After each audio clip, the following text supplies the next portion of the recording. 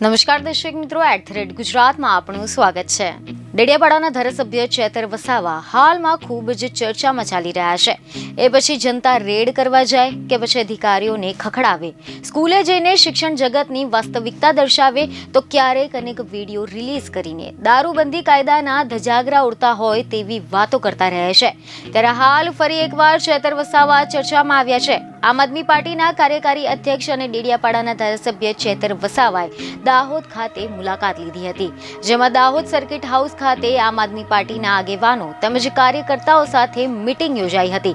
ત્યારબાદ તેમણે મીડિયાને સંબોધન કર્યું હતું, જેમાં ધારાસભ્ય ચેતર વસાવાએ દાહોદ જિલ્લામાં નકલી કચેરી, મનરેગામાં કૌભાંડ, ટ્રાયબલ સબ પ્લાન્ટ કચેરીમાં 600 થી 800 કરોડનું કૌભાંડ થયું તે બાબતે તથા વન વિભાગ કચેરીના અધિકારીઓની આત્મહત્યા બાબતે આડકતરી રીતે ભાજપ સરકાર પર આક્ષેપ કર્યા હતા, જેમાં તેમણે જણાવ્યું કે નગરપાલિકાની અંદર કરોડો રૂપિયાનું બજેટ બન્યું છે।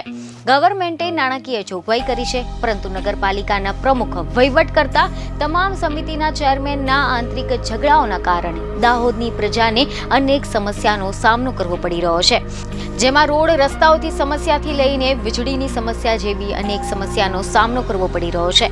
દાહોદ જિલ્લાની ટ્રાયબલ 275 કલમ અંતર્ગત 700 થી 800 કરોડનું ગત વર્ષનું કૌભાંડ થયું છે। એની આવનારી 25 તારીખે પુરાવા રજૂ કરીશ અને પ્રયોજનામાંથી આદિ આદર્શ ગામ કે 275 કલમ અંતર્ગત કૌભાંડ થયા છે, ઘણા બધા કામો થઈ ગયા નથી અને બિલના ચૂકવણા થઈ ગયા છે। મનરેગાના મંત્રીઓ મટીરીયલ પૂરું પાડશે તેમ કહીને એજન્સી મૂકી ગયા, એજન્સીને 600 કરોડથી વધારાનું ચૂકવણું કરવામાં આવ્યું હતું। અમે સરપંચને પૂછ્યું તો જાણવામાં મળ્યું છે કે કોઈ પણ જગ્યાએ એજન્સીની ઓફિસ નથી, ગોડાઉન નથી, એજન્સીએ કોઈ પણ જગ્યાએ રેતી, કપચી કે લોખંડના સળિયા કે પછી ગાડીઓ નાખ્યા વગર જ કરોડોના ચૂકવણા થયા છે। આવી અનેક સમસ્યાઓ અહીંયા જોવા મળી રહી છે। તો આની સાથે જ શિક્ષણ નીતિ પર પણ ચેતર વસાવાએ સવાલ ઉઠાવતા જણાવ્યું કે જશવંતસિંહ ભાભોર આ જિલ્લામાં પ્રતિનિધિત્વ કરતા હોય અને કુબેર ડિંડોર જે શિક્ષણ મંત્રી છે, આદિજાતિ મંત્રી અને જિલ્લાના પ્રભારી હોય તેવા દાહોદ જિલ્લામાં 108 શાળા એવી છે કે જ્યાં શિક્ષકો એક જ છે। એક શિક્ષકથી 108 શાળાઓ ચાલે છે। એ શિક્ષકો 1 થી 5 ધોરણના બાળકોને કઈ રીતે ભણાવતા હશે? શાળાઓમાં ઓરડા જર્જરિત થઈ ગયા છે।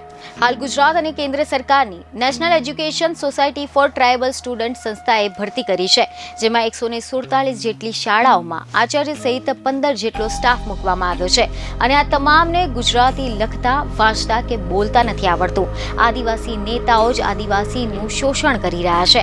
વન વિભાગમાં આદિ આદર્શ ગામ, વિકાસશીલ તાલુકાની જોગવાઈ તમામ અંતર્ગત બજેટો આવ્યા, એ બજેટોમાં પણ ભ્રષ્ટાચાર કરવાના હેતુથી સ્થાનિક નેતાઓએ દબાણ ઉભા કર્યા, જેમાં નાયબ વન સંરક્ષણ અધિકારી રમેશભાઈ પરમારે આત્મહત્યા કરી હતી। એના પણ તપાસ આવનાર દિવસોમાં થાય, જે કોઈ પણ લોકો જવાબદાર છે તેમના ઉપર કાર્યવાહી થાય તેવી તેઓએ માંગ કરી છે।